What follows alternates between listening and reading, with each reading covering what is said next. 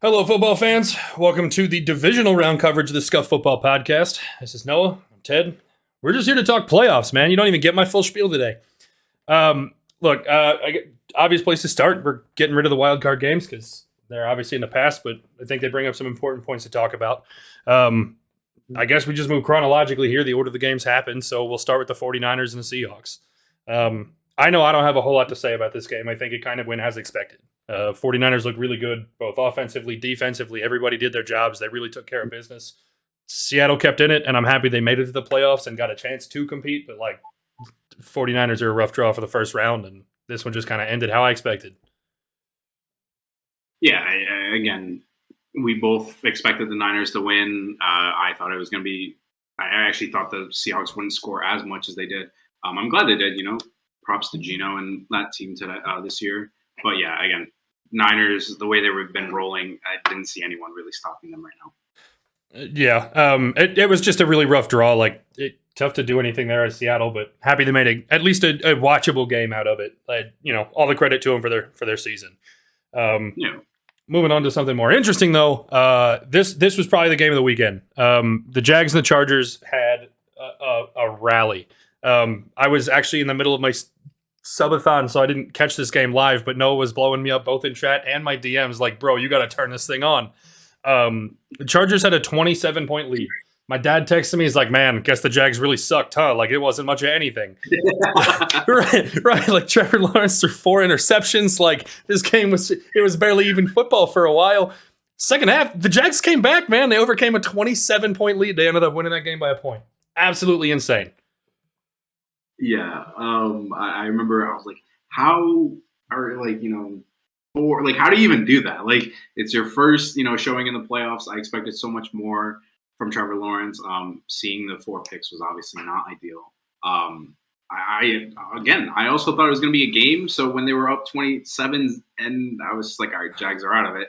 I actually turned it off, only to see Bleacher Report oh, close game, and I was like, what the hell? But yeah, props to them. That was a great game. Absolutely incredible. The weird thing for me for this game was first, I don't want to take anything away from the Jags as I say this, because I think their second half was textbook. They played a really good football game. But I did think it was interesting that there were several Chargers players who very instantaneously blamed this loss on the refs.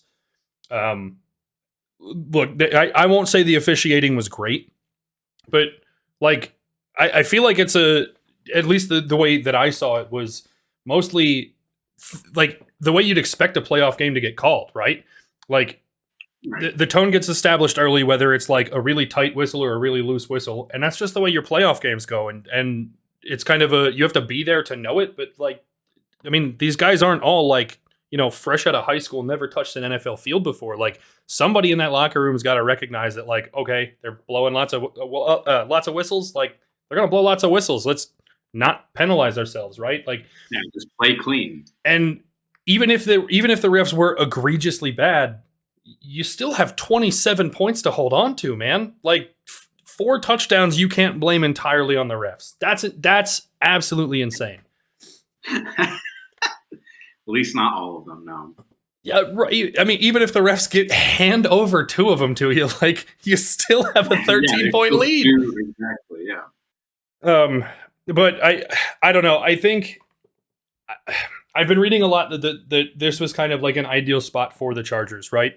They showed that they have the team there that can compete, push themselves into the playoffs, make a competitive game in the wild card round. But that this is a really good excuse to give Brandon Staley his buyout and go hire a head coach. I know that Sean Payton's open for business. God knows where he'll end up, but I think Charger fans should be excited. Hey, we had a really good game. Yes, this game sucked, but I feel like they have a really good setup to go and compete again next year, and it just sucks that was the way they had to blow it to get their perfect ending. Yeah, again, as of right now, they've already fired their offensive coordinator, so we'll see. But again, any team that gets Sean Payton, though, in general, is going to be a playoff team immediately. I feel like Sean Payton is great. I remember him from back in Drew Brees was in the league. But I'm excited. I would be excited if I was a Chargers fan, but I'm not. But. I mean, I think it depends on what you end up with as a head coach, right? Like, I think there are lots of guys around the league that could make that offense better. I mean, I truly believe that Justin Herbert has the ability to be something special, and we just haven't seen an offense that like really caters to him. But whether it's Sean Payton, if Eric Bieniemy gets a head coaching job and finally leaves the offensive coordinator of the Chiefs, like, I mean, I think that like you could see Justin Herbert becoming even better, their offense taking over and being something special. Like, even with a whole lot of injuries, not a whole lot of like really great targets for Herbert. I mean, they put together a late season push and they were only losing by a point in like the wild card round of the playoffs. Like, there's stuff to be encouraged about. No, right, exactly. That easily game of the week, especially if you're a Jags fan, because you couldn't have felt confident about that one down 27. The next game in order was the Bills and Dolphins game. Look, I expected this one to be very single-handed, right? We talked a little bit last week that it's tough to beat the same team 3 times in a season, to even play against them 3 times in a season. But I guess the injuries to the Dolphins made this one seem like that wasn't going to be so much of a struggle. Like, this was just going to be the Josh Allen show, and that was it. But their second half looked really sloppy. Skylar Thompson actually put together a pretty good game. I don't know if he expected to play this one or if they expected to have one of their first 2 quarterbacks. I don't necessarily know the timeline of when they called Tua and Bridgewater out for sure. But I mean, I thought he played well. Like, again, the Dolphins are there, but the first place to start, I think, is if the Bills don't clean up that second half, how badly they struggle against the Bengals next week. I look, listen, I was paying attention to the Bengals and Ravens game more because I really wanted the Ravens to win, so we didn't have to slate up against the Bengals, because I know there's a really good chance we don't make it out. Again, like, because of those mistakes, because of how risky we've been playing sloppy, and the Bengals are heating up, and they're still, I mean, they didn't put a blowout out them, but they're still the same team we met a few weeks ago, and I'm a little nervous as a Bills fan. I'm not gonna lie. Yeah, I still stick to it that the Bengals are the best team in the league if you get to play a few games against a team, right? Like, best of 3, anybody in the league, the Bills are right there, if not the only ones there, right? Right. But I guess, like, when you see it in 1 game sample sizes, no, the Bengals didn't play the cleanest game ever, but they're also significantly better on offense and on defense than the Dolphins are, especially with how injured the Dolphins are. For this to be a 7-point game for the Bills, to win that kind of sloppy, it has to scare you, man. I know that the Bills have the ability to play a whole lot better, but their defense wasn't great. There were some sloppy turnovers. It looked like missed routes, like bad play calling. Like, there was just so much garbage that you expected them to get rid of, halfway through the season, not the first round of the playoffs. Yeah, right. I mean, we saw, they started off great, and then we got sloppy, and then we kind of cleaned it up. And again, it's a little concerning. Not a little. It is a lot concerning. Honestly, those mistakes, let the Dolphins get back into the game. And if we have a lead, Bengals are significantly better than the Dolphins. I think they could easily come back and probably beat us. I get the questions I have, so I'm thinking about the suspended week, right? I mean, in theory, the Bills had the ability to go and get the first seed, right? They no longer had the ability to play for it, quote unquote, because of that suspended game. They end up half a game behind the Chiefs, right? They ended up having to play this week. I know this question never gets answered, but I wonder how many of the sloppy mistakes, how much of the laziness, for lack of a better word, would have been cleaned up with a bye week, or if this week, playing this week, prevented us seeing the same slop next week.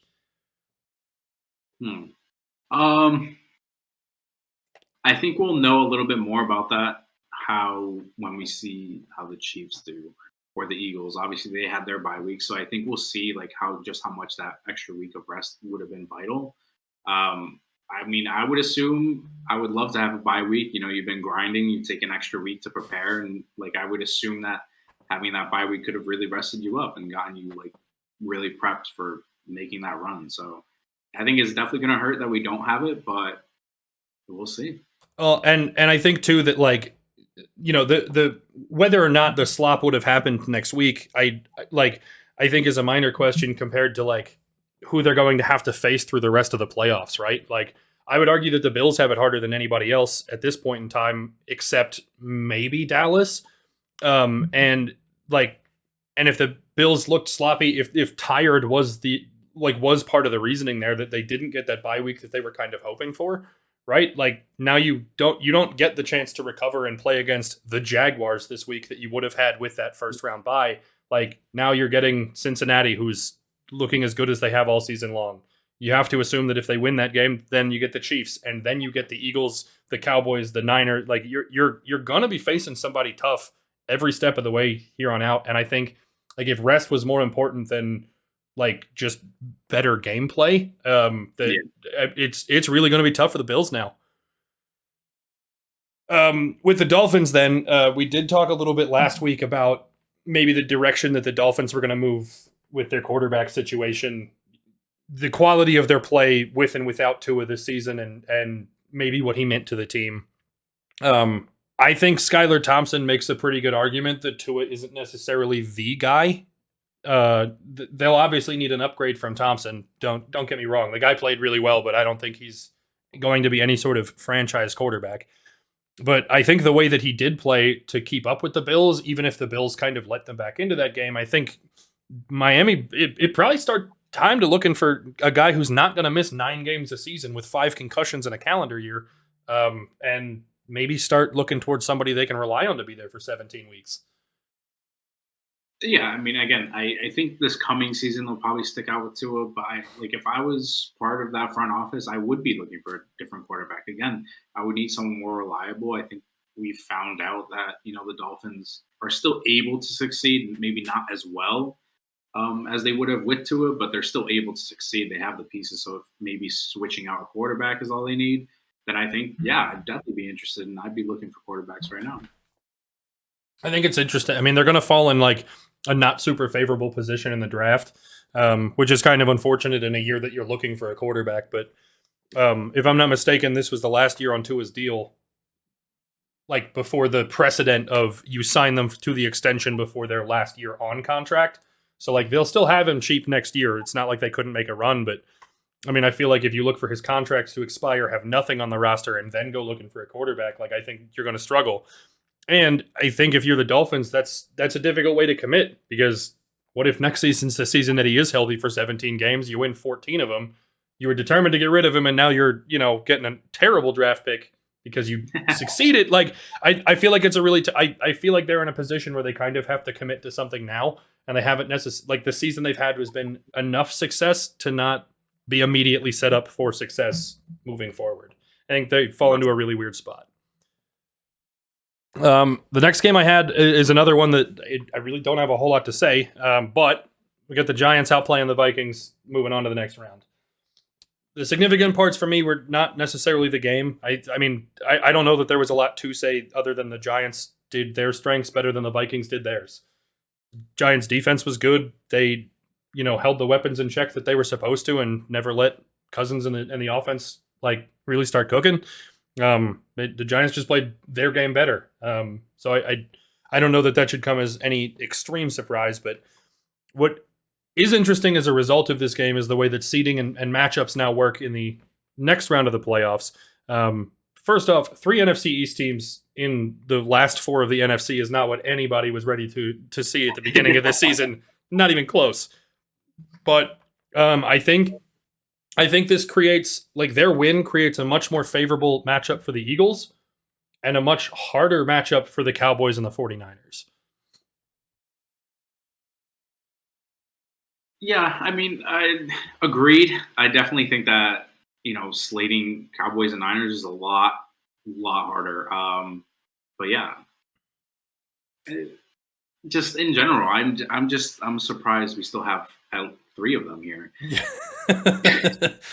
Two of them, somebody maybe could have predicted at the beginning of the season, but definitely not 3. Even if you expected the Giants or the Commanders to make it to the playoffs, which I think was rare. I don't think you expected them all to win their first round games.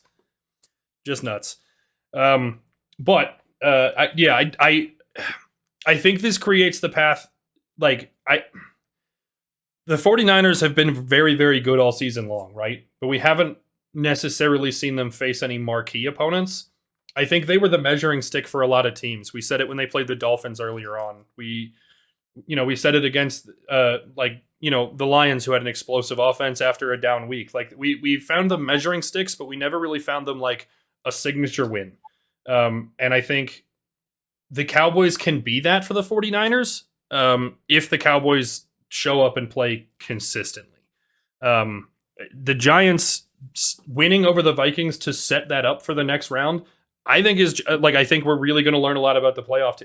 I think you can pick a favorite after the 49ers and Cowboys games. I think you can confidently pick a Super Bowl favorite after that one next week. Moving on to strength tests. Everything's a strength test. Yes. All right. So moving on to the next game, we had the Bengals and the Ravens. I don't know if people expected this one to be exciting or close, especially once they announced that Lamar Jackson wasn't going to play for the Ravens. But I think this opened up a whole host of other issues. The Bengals didn't necessarily play great, but they played significantly better than the Ravens did. That being said, the Ravens kind of beat themselves. That was some of the shittiest play calling I've ever seen, relying that hard on a backup quarterback who clearly isn't Lamar Jackson. Who calls a quarterback sneak on 4th and 2? Who does that? I really think that the Ravens beat themselves and could have made this more competitive. The Bengals were the better team, but the Ravens kind of lost it for themselves. Yeah, I mean, I agree. I was watching part of the game, and I remember seeing some of these wild scrambles, and I just said to myself, I was like, that's the Walmart version of Lamar Jackson. And that's obviously it's not the same tier, it's not the same level as Lamar is. It's this game. I do have a little bit of hope, obviously. Again, I was expecting the Bengals to downright just blow the Ravens out. But seeing them not play superstarish yet was it's giving me hope for this coming week. But obviously, I know they have the ability to play like the superstars, but I have a little bit of hope. I think it puts the Ravens in an interesting situation, right? I mean, kind of like we talked about with Tua and the Dolphins. We saw a lot of it this last offseason, and the Ravens just didn't want to give Lamar Jackson what he was worth. You're now watching Tyler Huntley isn't bad, not by any stretch of the imagination, but even in the plays that they called, the pocket collapses and Huntley has to scramble. Lamar turns those into 15-yard gains routinely. Huntley was struggling to get the ball past the line of scrimmage, right? And I don't mean that as any deficit to him. I think it's just how dependent the Ravens are on that quarterback. To still be in this game, like you said, has to give the Bills hope that they can outplay the Bengals. But just a strange game, not a good game, not a bad game, just strange. That we saw a whole lot of weird here. I don't know what you take away from this, to be honest, other than the Ravens need Lamar. That's really all there is to it. Yeah, pretty much. And then the last game we had was Monday night. The Cowboys absolutely handled the Buccaneers. I know that you share this sentiment with me. It's really nice to watch Tom Brady lose in the playoffs, especially losing like that. Absolutely awful. But maybe the bigger headline that came out of this was the Cowboys kicker missing his first 4 extra points. Bro, that's a chip shot. That's it. What is it? 33 yards? These guys warm up with 50, 55. Yeah, exactly. That 33 should be nothing for these guys. That being said, I'm not out here trying to be a kicker, but I had several friends post on Facebook and Twitter that they were ready for the Cowboys to have Indeed resumes up for a kicker before halftime. Just absolutely crazy. And we've mentioned it a bunch this season that how long have the Ravens been good because they can always rely on Justin Tucker's leg. Dude steps in the field, it's a free 3 points. And even if you tell me he's about to kick from 80, you trust him, right? it's tough to win playoff games when your kicker can't make the free ones that are only worth a point. God forbid they have to trust that dude on a 4th and 15 from their own 45 or from the offensive 45 later this season. You go, okay, that's a 55-yard field goal. They could kick that, but you can't at this point because you can't trust the dude to make them from 30. I think they're really, really, really going to struggle here. Like if they can't get their kicking in check. And I think it's now like I watched his 4th miss. He got a solid piece of that ball. He just had the yips, dude. Like he was just going to miss because he was in his own head. You don't fix that in a week. Not after you miss 4 of them. Listen, I read the report. They said they were continuing and staying with him. But I don't know. Again, thank God they didn't need the extra points.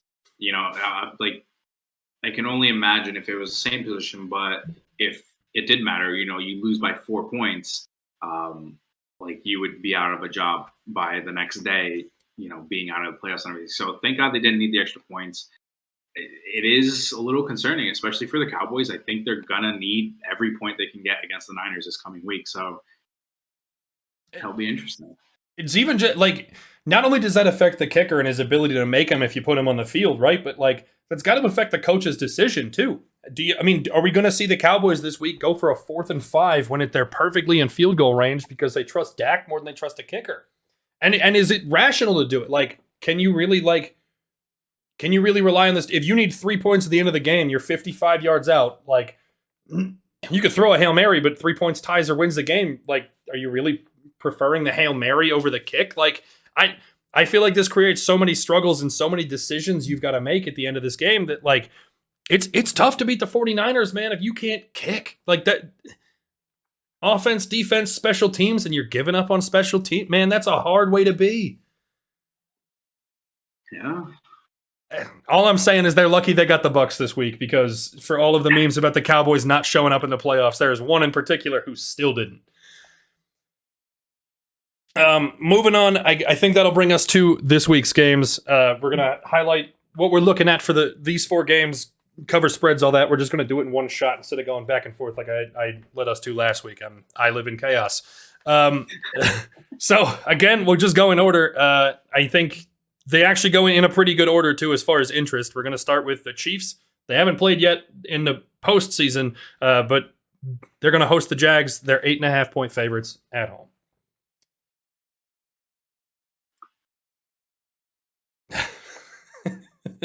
Well, silence is great for podcasts. Well, listen.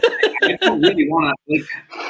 I don't want to see this game, but at the same time, I do. Obviously, we'll learn a little bit more about the Jags, but at the same time, this is a much deeper opponent than the Chargers are. So I fully expect the Chiefs to win here, and I actually expect this one to be a blowout, but I wouldn't be surprised if it doesn't because the Jags just fucking shocked the shit out of us last week. So it's really tough to get to bet against a team that can score 27.5 and on a comeback and win. But both of these teams are that team, right?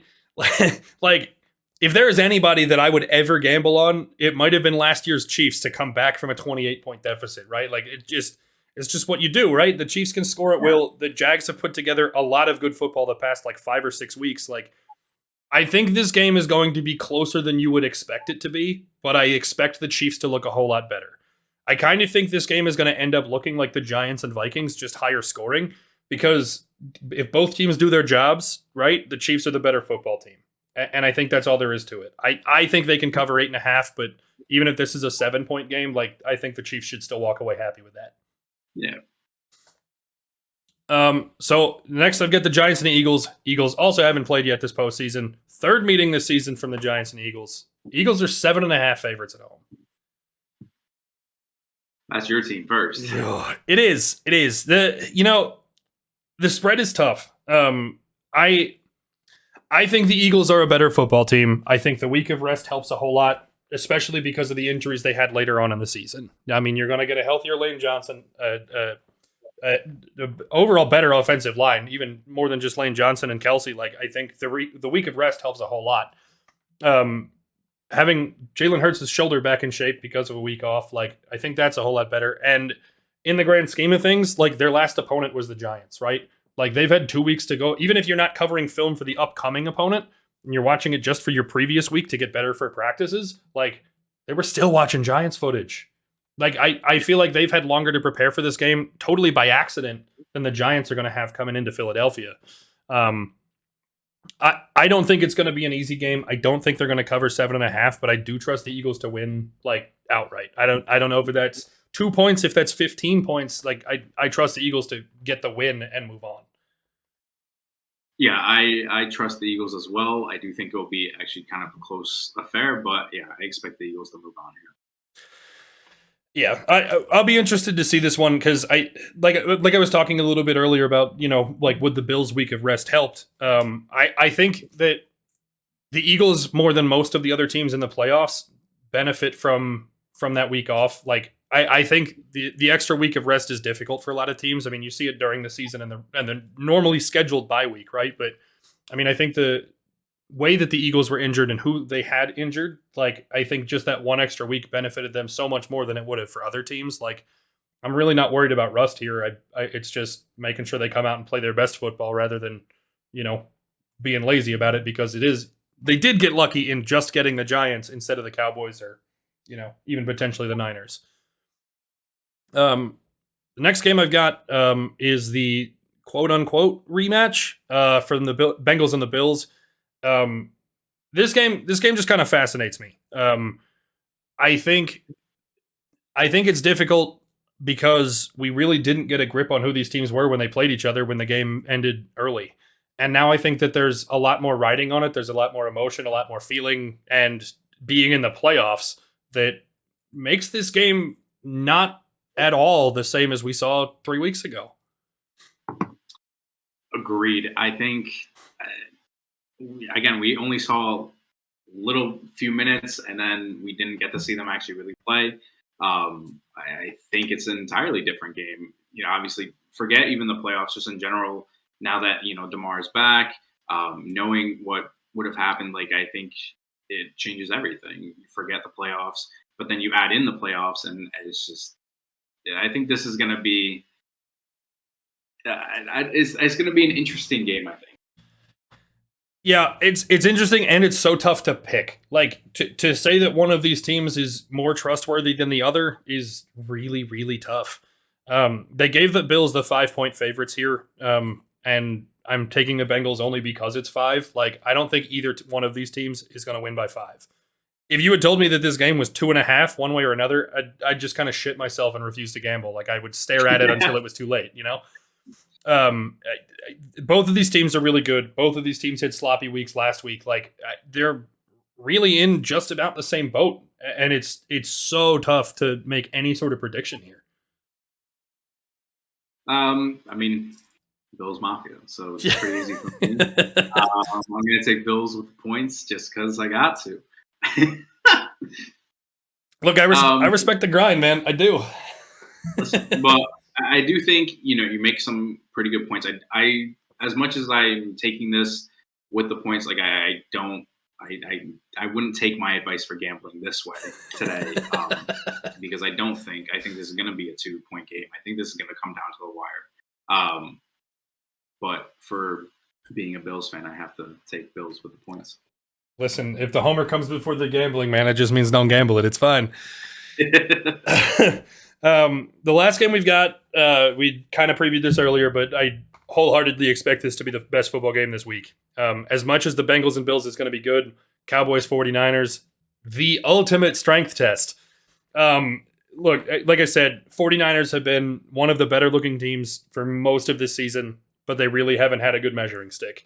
The Cowboys have looked better on offense and defense at certain points this season than anybody else in the league, but they really have struggles putting them together, and they've lost a handful of games this year that they definitely shouldn't have.